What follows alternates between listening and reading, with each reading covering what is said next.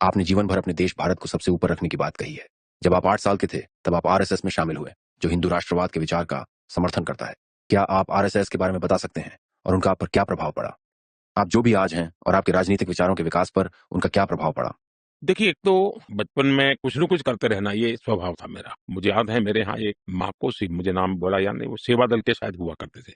माकोसी सोनी ऐसा कुछ तो भी थे। अब वो एक बजाने वाली डफली जैसा रखते थे अपने पास और देशभक्ति के गीत और उनकी आवाज भी बहुत अच्छी थी। तो हमारे गाँव में आते थे, तो अलग-अलग जगह पे उनके कार्यक्रम होते थे। तो मैं पागल की तरह बस उनको सुनने चला जाता था। रात-रात भर उनके देशभक्ति के गाने सुनता था। मुझे मजा आता था। क्यों आता था वो पता नहीं है।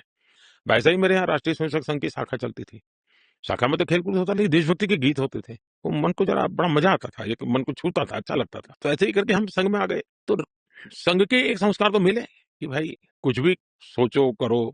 अगर वो पढ़ते हो तो भी सोचो कि मैं इतना पढ़ूँ मैं देश के काम आऊँ। अगर व्यायाम करता हूँ मैं ऐसा व्यायाम करूँ, ऐसा व्यायाम करूँ, मेरा शरीर भी देश को काम आए। ये संघ के लोग सिखाते रहते हैं।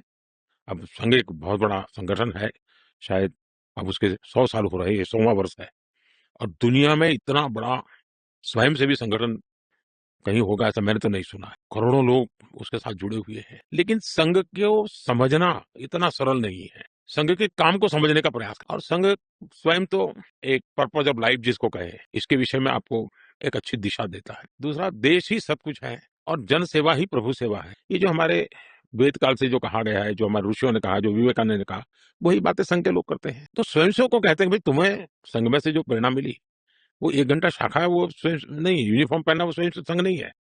तुमने समाज के लिए कुछ करना चाहिए और वो उस प्रेरणा से आज ऐसे काम चल रहे हैं। जैसे कुछ स्वयंसेवकों ने सेवा भारती नाम का संगठन खड़ा किया है। ये सेवा भारती जो गरीब बस्तियां होती है, झुग्गी झोपड़ी में गरीब लोग रहते हैं, जिसको वो सेवा बस्ती कहते हैं।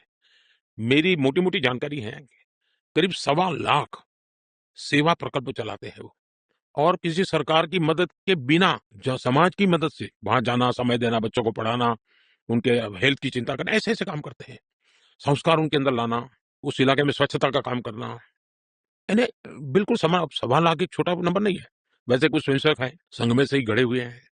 वो वनवासी कल्याण आश्रम चलाते हैं और वो जंगलों में आदिवासियों के बीच में रह करके आदिवासियों की सेवा करते हैं। 70,000 से ज्यादा वन टीचर वन स्कूल एकल विद्यालय चलाते हैं। और अमेरिका में भी कुछ लोग हैं जो उनको लिए शायद $10 या $15 का डोनेशन करते हैं इस काम के लिए।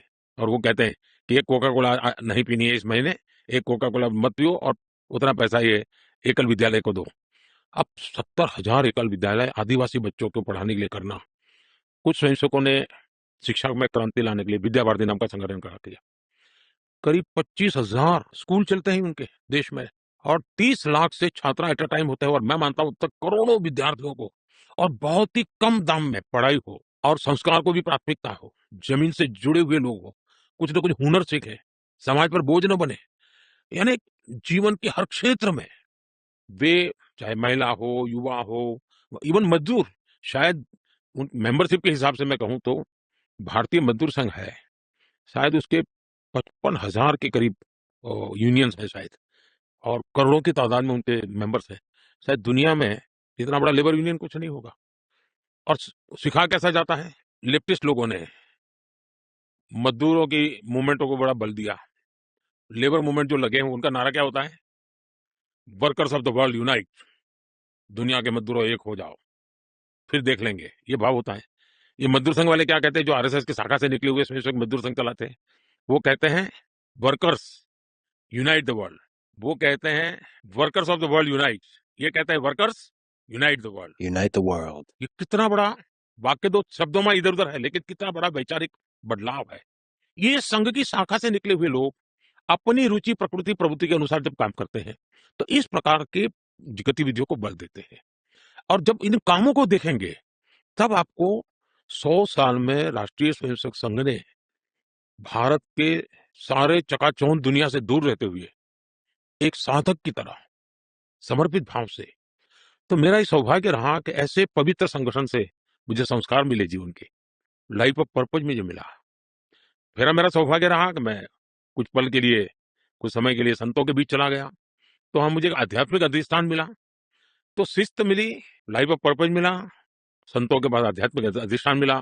स्वामी आत्मस्थानंद जी जैसे लोगों ने जीवन भर मेरा हाथ पकड़ करके रखा, हर पल मेरा मार्गदर्शन करते रहे।